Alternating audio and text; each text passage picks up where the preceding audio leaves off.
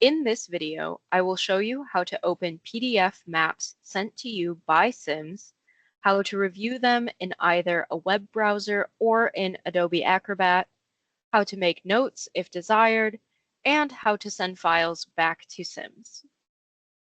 When your maps are ready to review, you'll receive an email that contains the name of the project folder being shared with you.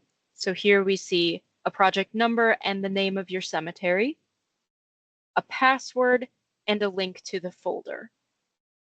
To open the link, I'm going to hold Control on my keyboard and left click the link.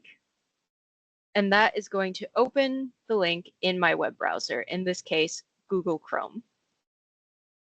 When the link opens, I will see I am at the website Ignite and that I'm being asked for a password. The password is going to be in that same email. I'm going to copy the password and paste it in the password box, hit continue. Inside the folder, you will find any PDFs Sims has sent you.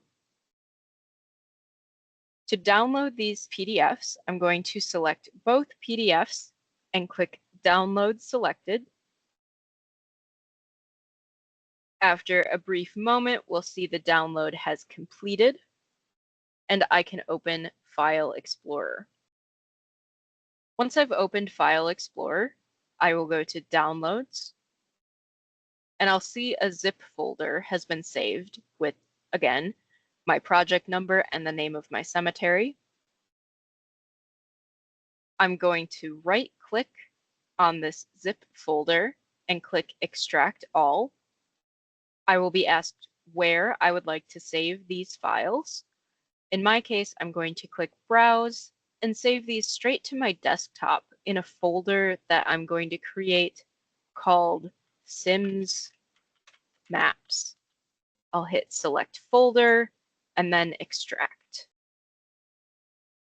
Once the files have been extracted, I'll see both of my PDFs, and I can open them either in a browser or in Adobe Acrobat. If you do not have Adobe Acrobat, which is the preferred way to view PDFs, you can still view your PDFs in a browser. To do that, I'm going to right-click on the file and hit Open With, and then either Google Chrome or Microsoft Edge, depending on what you use to browse the internet. I'll use Chrome. Once the file has opened in Chrome, I can use my scroll wheel to move up and down in the document. These PDFs are large, so there may be a small amount of lag. I can zoom in and out using these plus and minus buttons to make marks on the PDF. I might zoom in to a space using my zoom button or by typing a percentage up top. And then using this squiggle tool, selecting a line size, and then maybe a nice bright color to draw attention to a certain area. To erase these marks, you can use the eraser tool. To undo a previous action, you can hit Control-Z on your keyboard. And to save this document, I will use the print function to save as a PDF. And you can save that wherever is convenient for you. To open a file in Adobe Acrobat, it's a similar process. I'm going to right-click the file and click Open with Adobe Acrobat. To navigate in Adobe Acrobat, I can use the plus and minus magnifying glasses in the right-hand corner. You can also use Control and the plus or minus buttons on your keyboard if you prefer that. Clicking the zoom in button, you can see I also get a zoom bar where I can adjust my zoom level. Using the scroll button on your mouse, you can scroll down on the document. You can scroll left to right using this bar at the bottom of Adobe.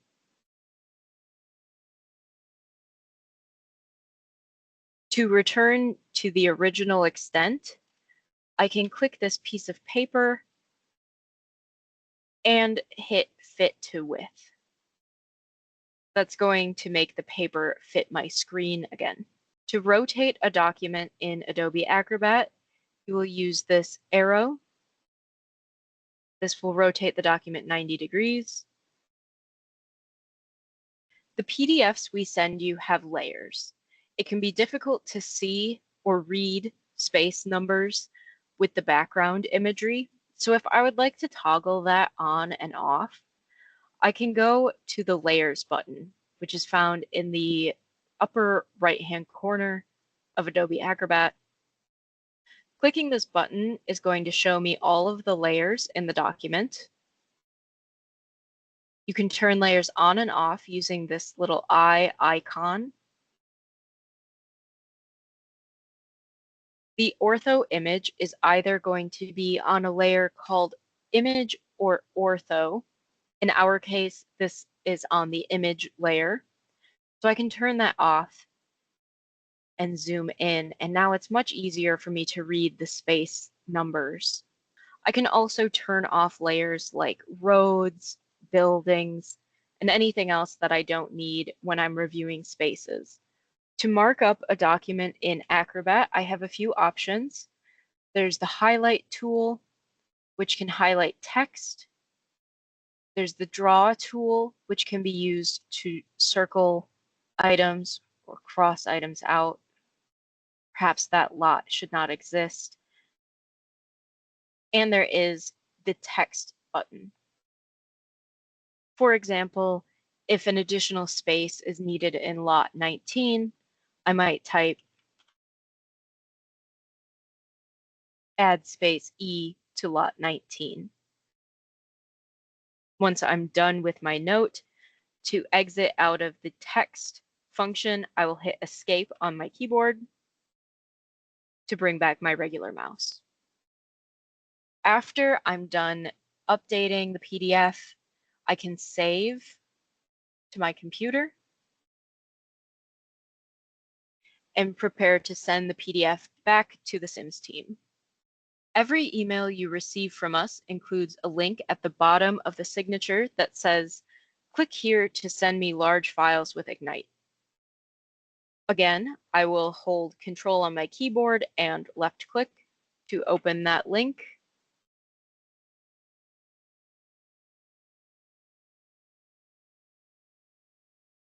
And I'll be brought to a page that looks something like this, where I will enter a name, my email address, and a company name if I would like. Then continue. To attach files, all you need to do is click and drag. So wherever you have saved that PDF, open the file location in File Explorer, and you can attach as many files as you would like. We only modified one PDF in this video, so I'm only going to upload one PDF.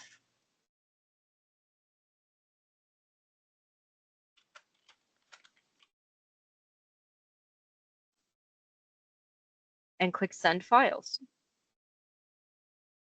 You'll get a notification that the file has been sent.